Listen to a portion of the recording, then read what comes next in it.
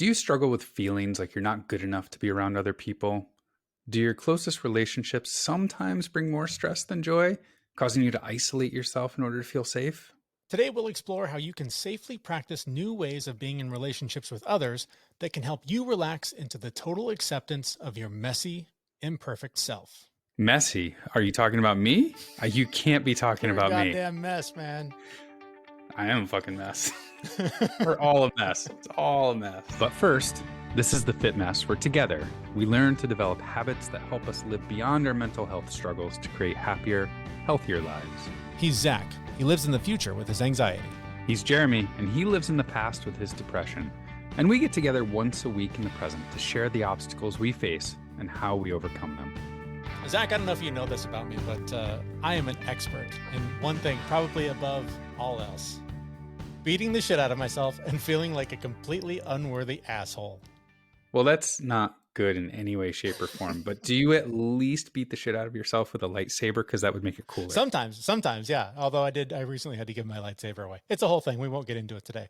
But I have spent the majority of the last year working on getting worse at this, trying to get really bad at the negative self-talk and beating myself up. And coming up in just a few minutes, I want to share an interview I did with somebody who has helped me to almost completely dissolve the negative self-talk that used to dominate all of the space in my head, leaving me with this like quiet and silence that I still don't quite know what to do with.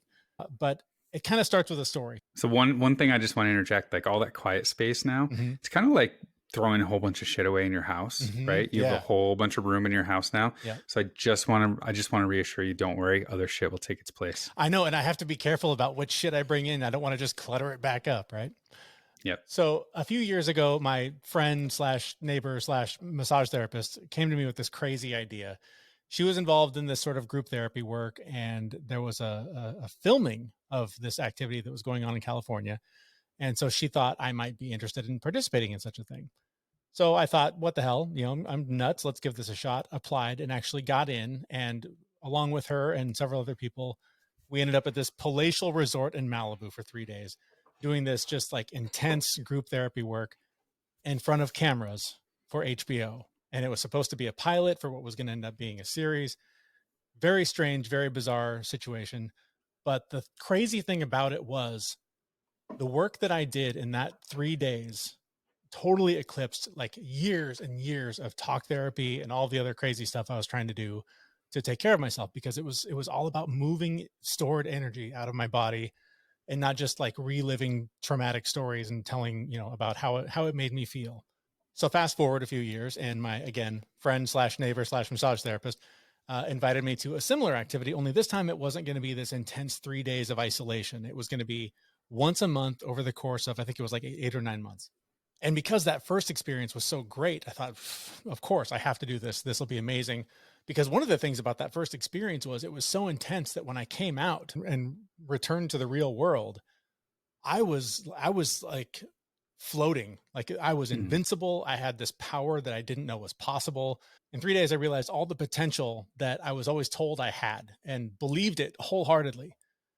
But, time goes on, you go back into reality and life starts to kick your ass and beat it back out of you. So this new experience to go a little bit over a long period of time was really intriguing to me, because it sort of spoke to what we talk about all the time, like taking small steps toward big goals. And so for months, I would drive to Seattle every first Saturday of every month or whatever it was, meet with this group of 10 people who were strangers to me, right? I didn't know them going in. Some of them sort of knew each other, but we were all on similar, journeys, trying to heal, trying to feel better about where we are in our lives. And there we would share like these pains and whatever the things we were going through in these just incredibly like raw and vulnerable ways. It wasn't just sitting around holding hands, talking, telling stories. It was about shutting the fuck up and moving that energy out of our bodies in ways that truly processed and healed all of that pain and trauma. So like pain, like my knee hurts or something else? No, like I'm not good enough to take up space in the world. Like I suck at everything. I'm a terrible human being. I hope I don't interact with anybody today, because boy, if I do, they're going to see what an imposter, what a fraud, what a piece of shit I am. Like that was the identity that was being played in my head all the time. That seems way worse than knee pain. It's a little bit more debilitating than actually not being able to walk sometimes. Yes, but nobody would know it because your knee, like you wouldn't be limping, right? You don't limp from that stuff. No, we get really good at wearing the mask and not, showing what's really going on. Because if we did, oh my God, imagine if people saw the real you, right? Like what an outcast. You wouldn't even be able you'd be lucky to not get locked up. I don't know. I feel like my story is entertaining enough that like people would throw me roses and stuff. I don't think they'd lock me up. They'd throw a quarter in my, in the bucket that I've got in front of me. Right, exactly. As a major research institution, Arizona State University offers the most online bachelor's degree programs, along with world-class faculty and dedicated support. Discover why ASU is ranked #1 in innovation for 9 consecutive years. Tap to learn more. So here I am now, months later, and for the most part, the negative self-talk, all the beating myself up is almost entirely gone. It still creeps up every now and then, but I can identify it, I can shut it down, and I can function almost more like kind of like a normal human being. It's really weird. It's a weird thing for me. I haven't replaced the negative self-talk with the positive self-talk, but its absence has been really beneficial since doing this work. And I give a lot of credit to my friend and the facilitator of this group. Her name is Kellie Newton. She has tons of titles, but to me, in so many ways, she is a healer. She's helped me recover from physical pain, emotional pain, and I just feel really lucky to have had her be a part of my life. So when we got on the call, I had to start with the obvious first question of, getting rid of that negative self-talk, beating myself up. That is gone. How in the world did she make that happen? How did I eradicate your inner critic? How'd you do I'd it? like to know about that. Actually, that wasn't me, Jeremy. That's the power of group. Being held and surrounded by peers, people all interested and really looking at the blocks that they feel totally stymied by in a supportive setting. So you're surrounded by people who are interested in the same thing and willing to hold each other in the same inquiry. That was the power of it. Let's get into that, like what that looks like though, right? Because it's not we're not just holding hands, we're not singing Kumbaya, We're not just giving each other hugs, although, there's some of that. What does this typical group session look like? Right. So a typical group session, people come and we gather and do a quick little check-in. I like the one breath check-in so that it's whatever you can say in one breath. And then we move into some waking up your body to bring the body into the experience, because we all live way too much in our heads. And this group really prioritizes checking in with all the different levels in which we operate, which heavily includes our body, in addition to our emotions, our thoughts, our actions, and our sort of greater sense of the cosmos that we occupy. Then I will lead the group in a prescribed activity, usually designed to evoke curiosity and possibly frustration, or possibly show people where they're limited. And then from there, there's process work and people bringing what is alive for them to be seen and known and more deeply explored. And that's often a really dynamic, body-based, fully lived experience. It's kind of hard to specifically describe that. How would you describe? So yeah, I would say that like in many cases it started with, waking the body up. So dancing, no matter how much I hate it, but usually some form of dancing to get going. But then not always dancing. Make sure that there's plenty of different aspects to the body for people such as yourself who just don't want to go there. That's right. So then there was some sort of a writing activity where it's like, respond to these 10 prompts or write for 10 minutes and just sort of get into that space. And then from there, it would typically unlock something in one or three or all of us. It's hard to know where it's gonna come from. But then that would take the form of you asking really insightful questions about like, where do you feel this in your body? Is it in your chest? Is it in your legs? Finding it physically, whatever that response is, and finding a way to move it. And so that took different forms from, you might have to help me with the terminology, but there's like a big foam block and like a mallet, I guess. And you just beat the hell out of the thing and scream whatever instinctual, response comes up. If it's, daddy issues, mommy issues, girlfriend issues, whatever the thing is, it just comes out in just this, what from the outside, I guess, kind of looks like rage, but it's really just moving that stored energy through some sort of physical activity, pushing, pulling. In some cases, it was just laying down and crying. It's a safe place where permission is given to fully feel whatever the thing is that we otherwise store in a little box and don't deal with. Yeah, you definitely have your finger on it. We all learned to contain ourselves. We all learned to put ourselves into boxes, and we learn this at a very young age because children are so perceptive and they can see what causes their primary caregivers to move towards them and what causes their caregivers to move away from them and pull their love away. And so from a very young age, we learned how to adapt and mold ourselves so as to ensure the love of the people who were in charge of our survival. And that we carry that adaptation, that defense system, how we defend ourselves against life, against being unloved. We carry that into adulthood. And in adulthood is where we really start to feel how those strategies don't work and they impede our ability to fully experience life. If we can only act a certain way, if we can only have certain feelings, express certain feelings. But we all know we experience so much more.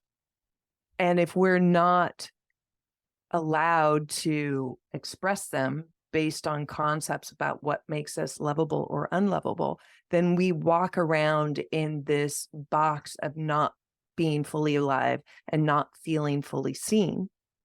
And that causes deep isolation.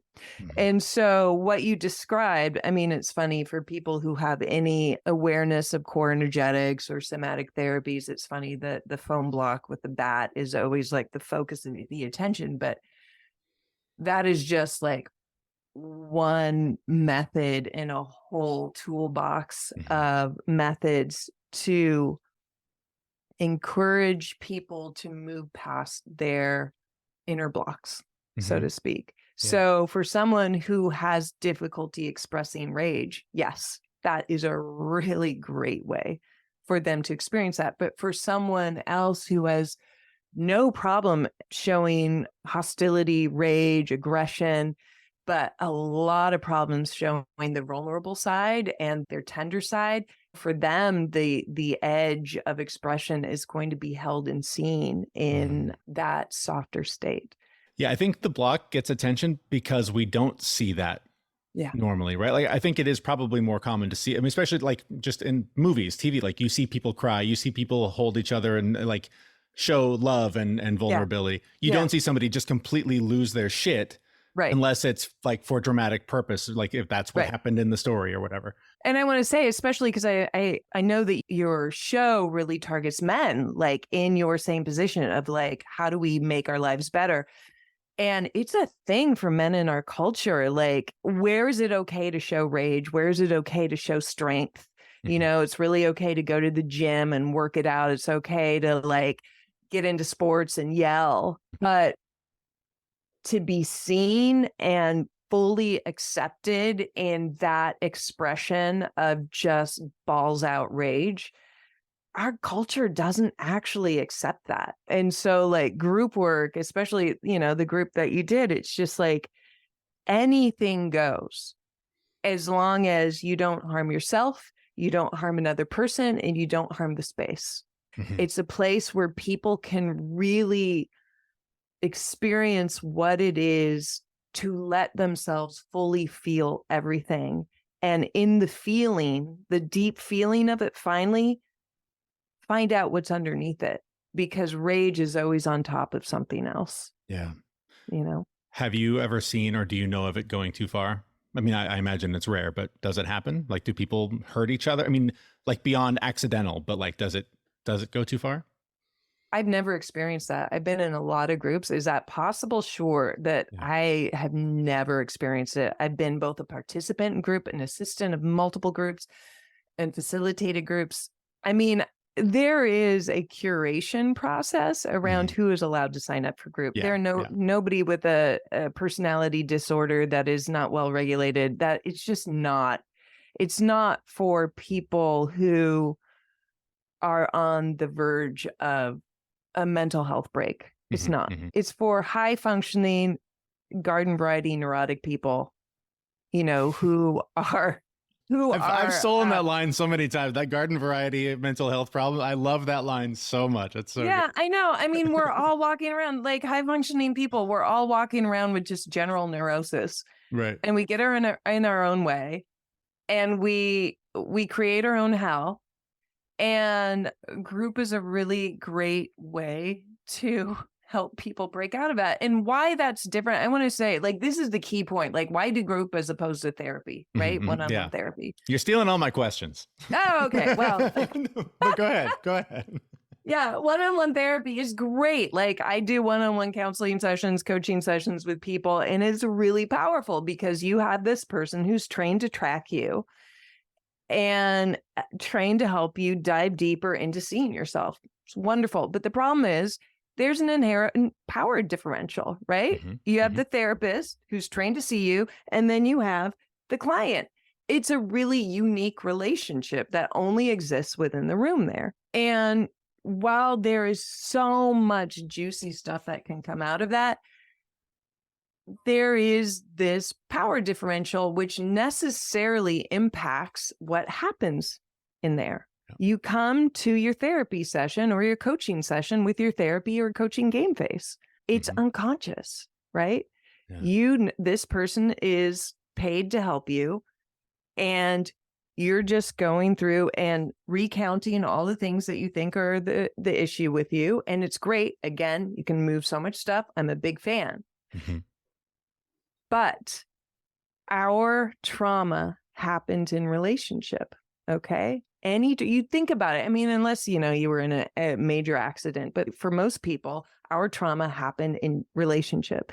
And so the way to best and most efficiently heal it is in relationship, in peer relationships. And so in group, you get this amazing experience of doing deep personal work in the presence and because of peer relationship. Because past the initial honeymoon phase where everybody's falling in love with each other, then certain people in that group becomes your dad, your mom, your sister, your boss. They start to remind you of people that you have personality hangups with.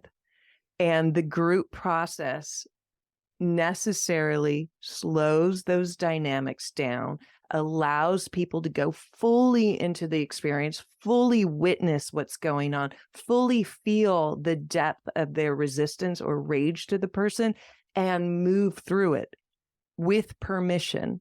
Yeah. Right? That has now, a couple of times that I've done this, been the most profound part of this is the connection that you have with these people based on those past relationships and based on knowing, in many cases, nothing but their first name. Yeah. And after a few hours, all of a sudden, you know more about that person and what makes them function the way they do than people you've known for 20 years, because you have that permission to just be like, here's the stuff. Here's what holds me back. Here's why I operate the way I do. That bond is so unique. And I just full disclosure, I sort of struggle coming out of it and interacting with people in normal life, where all of a sudden it's like, oh, did you watch that TV show? I don't care. Tell me your pain. Tell me what it's like to struggle. What happened to you when you were 8, right? Like that connection is so unlike anything, because I feel closer to people from that group that I still am texting with today and sharing pain and holding space for each other. Than people I've known my entire life, because there is no wall, and that permission just allows for you to just share fully. And this is the thing, Jeremy, that just sort of stops me, is what you described that you experience with group members. And I'm so glad to hear that you're still texting and connected with them, because that is my goal with these, is to break through what is the cultural norm which is isolation, which is a flat land of interpersonal interactions where we stay at the level of oh, what about that show? How about that sports team? Or like, oh Mhm. my God, this person in my office, like bugged the hell out of me. Yeah. That is considered the norm of Mhm. interpersonal relationships. And that is deeply unwell. We are all unwell. We're all isolated. We're all feeling deep lack and disconnection in our lives. And it's because we stay in this flat land of interpersonal relationship with others and also with ourselves for a lot of time, for the most part. Yeah. And group, I mean, the reason why I'm so passionate about leading it and continuing to lead groups is that it's a way to start healing that and showing people that it's important to have deep, deep, powerful relationships that lift us up, that help us heal, that help us see ourselves better, where we also feel a contribution to the other person's health and well-being, and in that way, a contribution to the collective consciousness of wellness and connection. It's funny. One of the texts that I sent the other day was, we hadn't texted and it'd been a couple of weeks or something. And I was holding back. I wasn't texting because I didn't want to dump on them. I felt like every time I text, I'm the guy that's whining and complaining about my problems. And I told them that. I said, hey, sorry, I haven't checked in. Just didn't want to dump and whine and complain.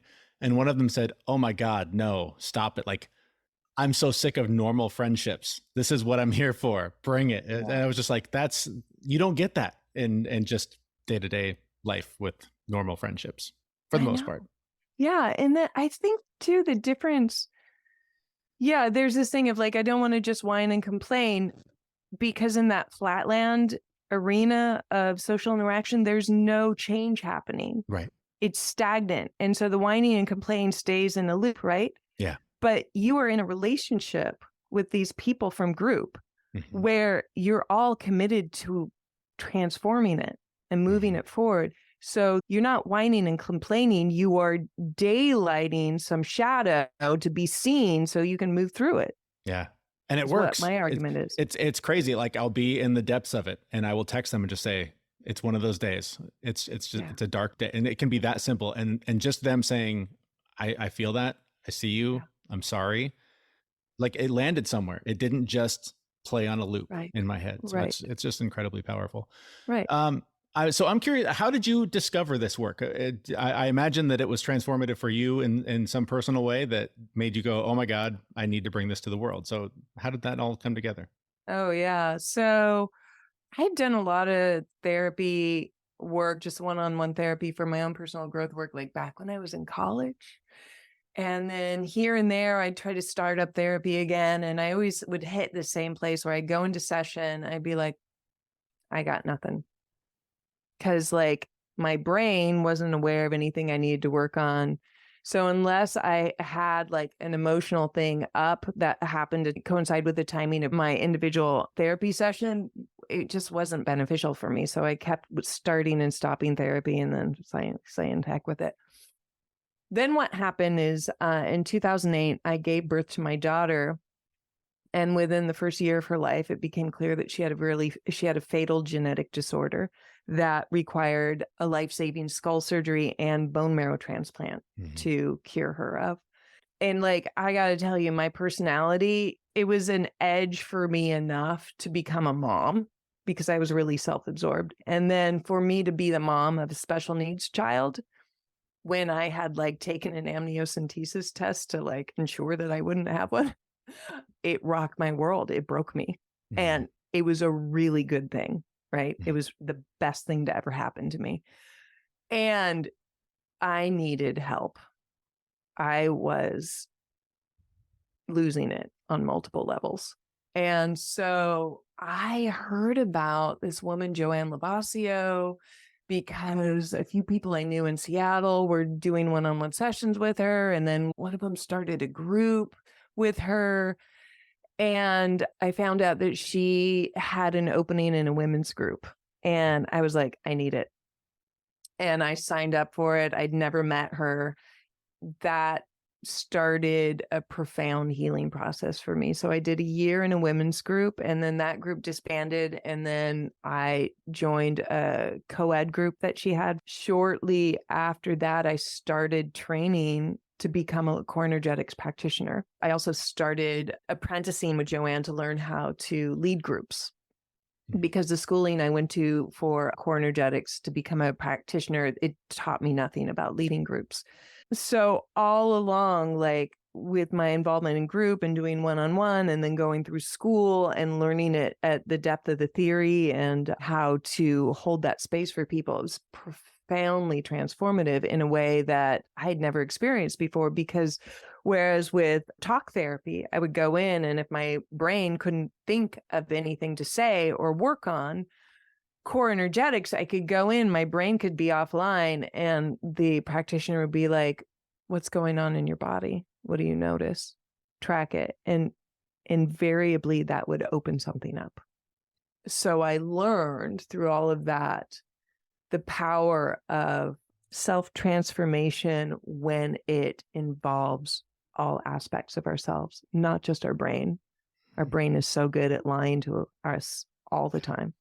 I have a lot of questions about how people can go through this work with you. I want to get to that in a minute. I actually asked some of the participants that I'm still texting with, what would you ask Kellie if you were interviewing her today? And I got a really good one that I still walk the line with. And it's this idea of, if you are someone in a relationship, married or otherwise, whatever, and you struggle to be open and vulnerable with that person, how are you able to be open and vulnerable with strangers when you can't be with the person that's closest to you? Oh, I think it's actually easier to be more open and vulnerable with strangers who, you know, in the framework of group where people have agreed to be open and vulnerable with each other or available for that, because the intimacy of the primary relationship is so reminiscent of our primary relationship with our original caregivers. Mm-hmm. In fact, we tend to choose our partner because they remind us of a primary caregiver, and usually the one that we have the most healing work to do around. Mm. And so it's easier to be open with therapeutic group members because they are not in direct control of your feelings of survival, right? Yeah. Unlike if you're married or you're deeply enmeshed with a partner, your survival is at that point really interlaced with them. Yeah. It's higher stakes. There's more to lose if you're stakes. not allowed. So the good thing about group is you get to practice writing an edge, pushing an edge and seeing that you don't disintegrate. And it can give courage to start bringing more transparency to your more intimate relationships. Yeah. I'm not going to guarantee, but it definitely has that potential. Yeah. And then one last question. Anything that you witnessed as my facilitator, leader, whatever title we want to throw on it, that you think is relevant, that might be helpful for someone to know about what you saw me go through?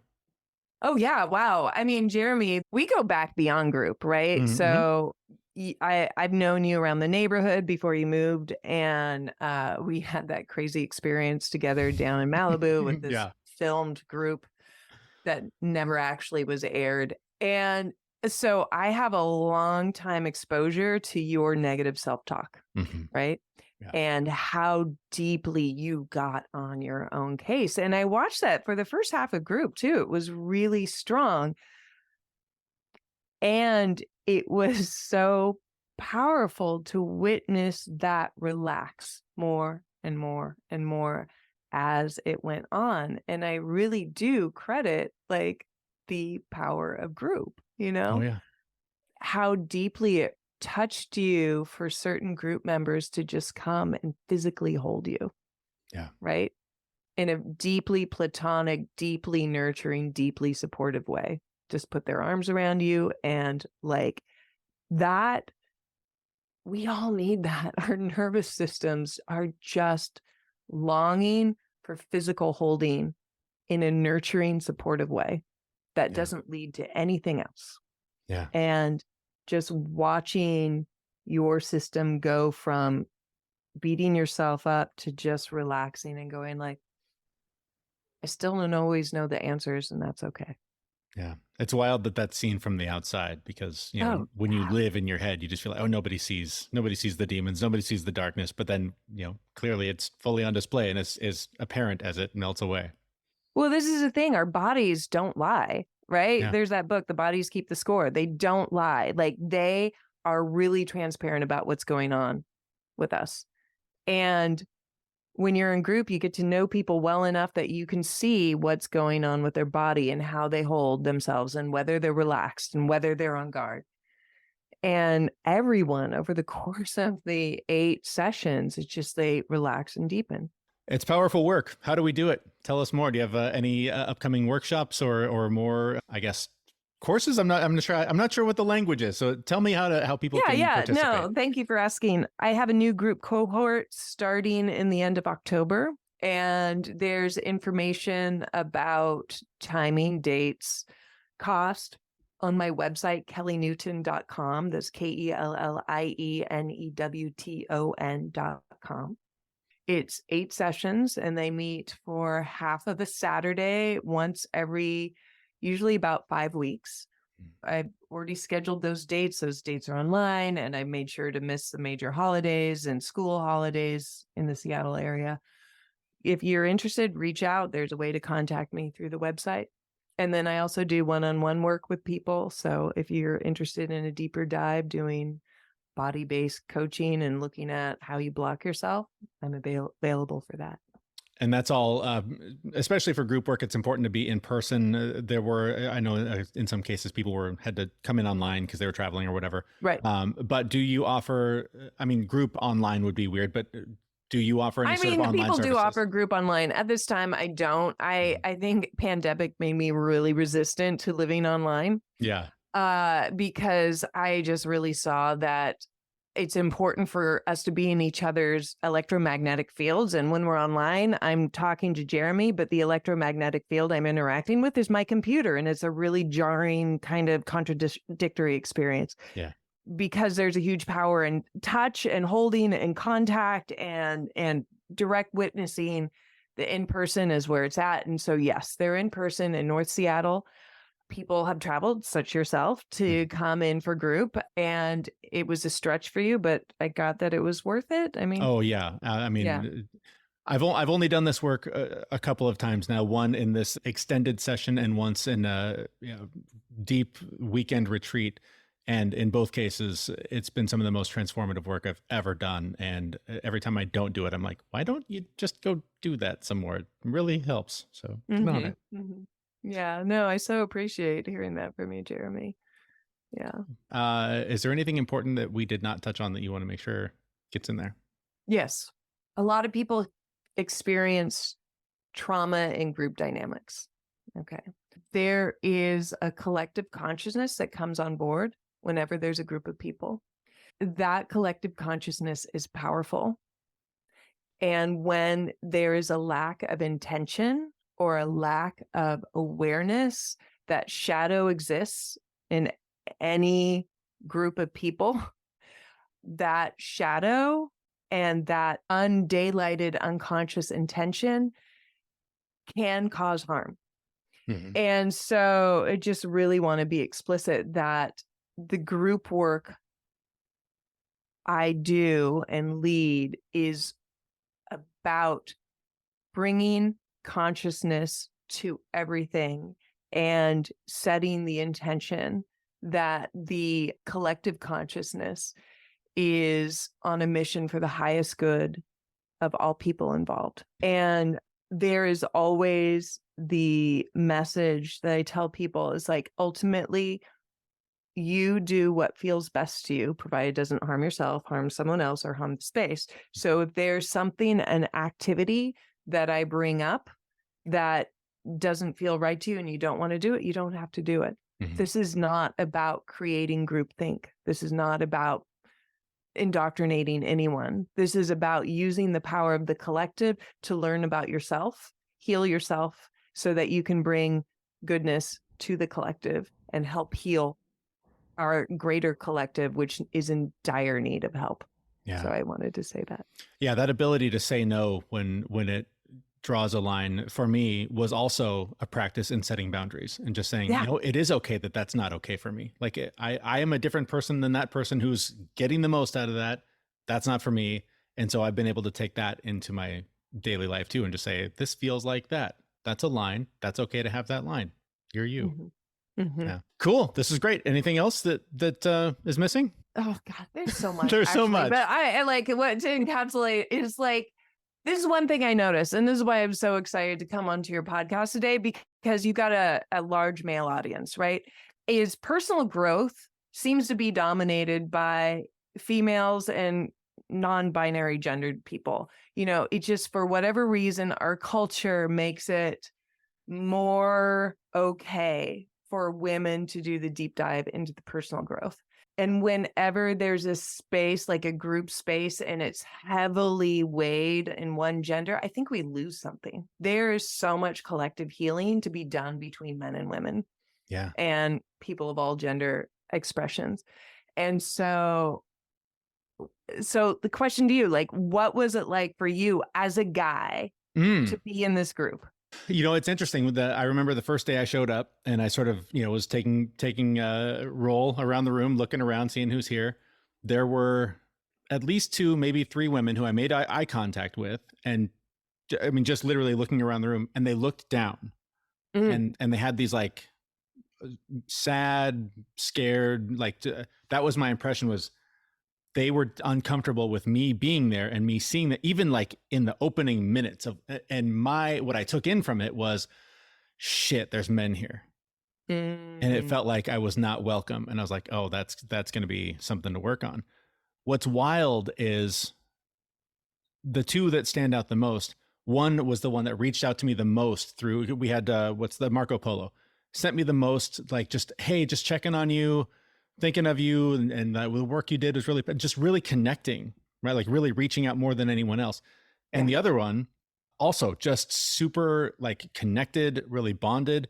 And it was just wild to have that lesson in, judging a book by its cover, right? Like that first look, we were all uncomfortable. Who knows what my face looked like, but what I took from it is, there's something wrong with your existence in this space.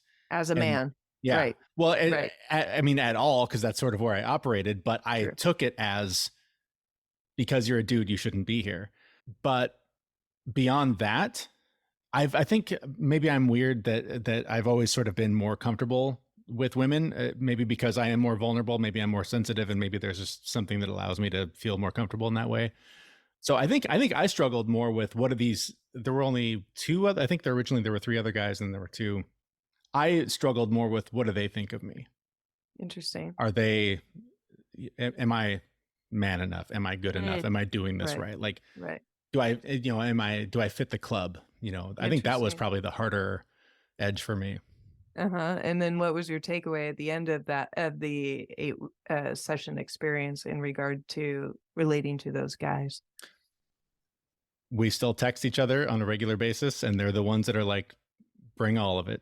I'm not here for small talk. I'm here to hold the space and to, have you reciprocate when it's my turn. So yeah, I mean, I just remembered looking at when you guys would cluster together and doing some of the smaller group work, and just seeing how deeply you supported each other in a vulnerable yet very masculine way. It was like, oh my God, it was just healing just watching that. And I remember so many of the women in that group too, like talking about that, and just like how healing it was to have you guys in the group.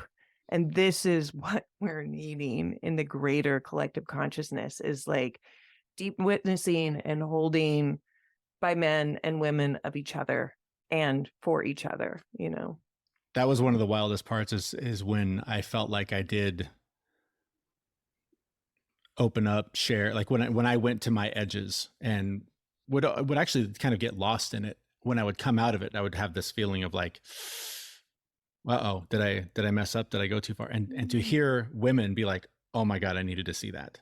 Like, how doing your own work in a group setting is the work for other people. It like, you forget that when you're there, and you're like, how do I fix me? What broken part of me can I address today? And sometimes just going through whatever you're going through is what someone else needed even more. And that part is just incredible. There's like quickly, so like if you imagine two circles, right? And then they overlap here, and then there's that like almond shape in the center. That's known as either a mandorla, which it means almond in Italian, or the vesica piscis. And it's a sacred geometry formation.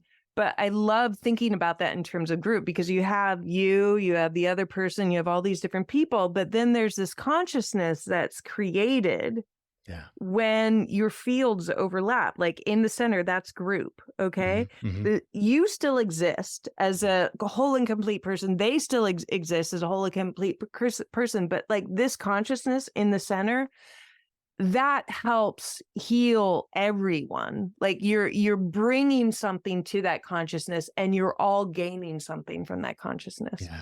It's amazing. Our thanks to Kellie Newton. You can find out more about the next group session she has coming up by visiting kellienewton.com, or head over to the show notes for this episode at thefitmess.com. So people may have noticed that I wasn't there for that interview. And it was kind of specifically because I know you had a personal connection, but it was because you've had growth and you've been vulnerable and you have a human connection with that person. Like, and it just reinforces what was said on the interview and what we've said all the time. Like, growth truly does happen when you're vulnerable and you have a human connection. If you can get that information out there, people who can help you through that situation will show up for you. The thing that surprises me even now, having gone through the work that we described, is, we talk so much about trauma, garden variety trauma, whatever issues we're all still dealing with. I love that she used that. It's the best term. It's my favorite term ever. But this baggage, these stories that we carry around about ourselves, are born so much from our interactions with other people, our relationships with other people. And so we tell ourselves that someone else thinks a certain way about us or believes a certain thing because it just reinforces that story for us. And when I was in that group setting, it took a few weeks, but eventually I was able to look around the room and go, that guy's my brother. That guy's my dad. She's my mom. She's my kindergarten teacher. She's like, you can just identify like the issues you have with that person, or whatever stories you tell yourself about that person are because of these other connections. And when you see them and you have the ability in this space where permission is explicitly given to work on those issues and to physically move that shit out of your body, it is unlike anything I've ever done. I can sit there and talk to my therapist for hours, week after week, about, my daddy issues or whatever. And it helps for a short time, but they don't go away. Yeah. But when you get that shit, the physical energy out of your body, man, that is powerfully transformative healing. Yeah. I mean, dude, that's why I go to the gym every morning. It gets a little bit of the energy out. It does. I was just talking to my brother about this, and I was, everything comes back to Star Wars for me. He was talking about how sometimes when he's struggling, it just beats him down and he can't go on. And I'm like, dude, that's when you got to dip into the dark side. You got to reach for that anger. You got to reach for that pain and use it as the fuel to keep going. Because that's the shit it's going to keep winning if you don't use it as the fuel to move forward. It does serve a purpose, but you have to use it in a responsible way. That's right. It's all about balance. Got to balance the light with the dark. There's way too many Star Wars references on the show.